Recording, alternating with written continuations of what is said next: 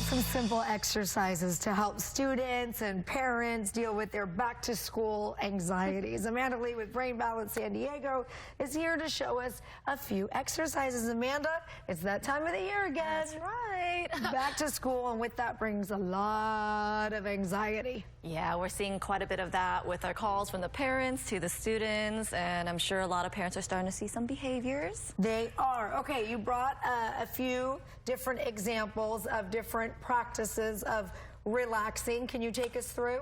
Yes, definitely. Well, first, have a structure and routine, right? We're thinking about coping strategies, but preventative is structure and routine. If you haven't had your morning wake-up call, if you haven't had your afternoon routine of when you get homework done, or even your bedtime routine, that's key. But if in the moment you're feeling anxious, journaling is always an option. Raising your heart rate, maybe doing some jumping jacks or jump rope or push-ups, coloring, and just being mindful and just really taking that time to breathe and be present can really calm your body. Where do you see students struggling most, and where do you see parents struggling most?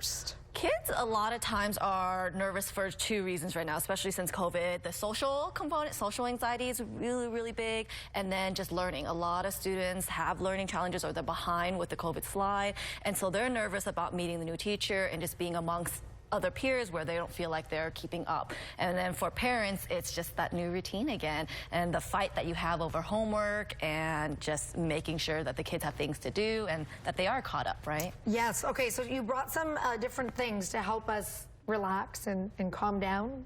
Right? Yes, that's right. Show us, take us. One of our favorite activities for both adults and for the students is this breathing ball. So if you remember seeing these back in the day, you can play with them, you can open it up, but what we do is have kids visualize seeing their body and their lungs and their bellies expand as it goes out, and breathe in, hold it, and breathe out slowly, slowly, slowly, slowly. Oh, no, that was fast. Yes, we don't want to hyperventilate. That's right. So breathe in. Breathe out. We have so many different breathing exercises that we teach our kiddos regularly. We call it Mindful Minute, and throughout this month too, we have our Mindful Challenge as well. What are these? So fidgets. Fidgets are important for the kiddos who need to have that sensory input. It's not for all students. If you don't teach kids how to use fidgets, they become toys. So fidget spinners were a big thing back then. Now it's the poppers, but they don't have to be a distraction. You can teach them how to manage their emotions and their anxiety and their stress with some of these simple tools at their desk that don't distract anybody else either. And there's food here? There is, because again, preventative, right? What you put in your body can really affect how you focus, how you feel, and so we promote at Brain Balance a healthy whole diet, and so low sugars, plenty of protein, really look at the additives and dyes. That, for some students, has a huge effect on behavior and focus. And then I'm seeing a pillow. I'm assuming that has to do with sleep and the lack of sleep that kids get. That's right. All of us, right? And so weighted blankets can be really calming for those who are experiencing anxiety, but just having plenty of sleep is key, which is why I talked about the bedtime routine. You need to have a go-to-bed alarm, right? Start calming down. You have a diffuser here.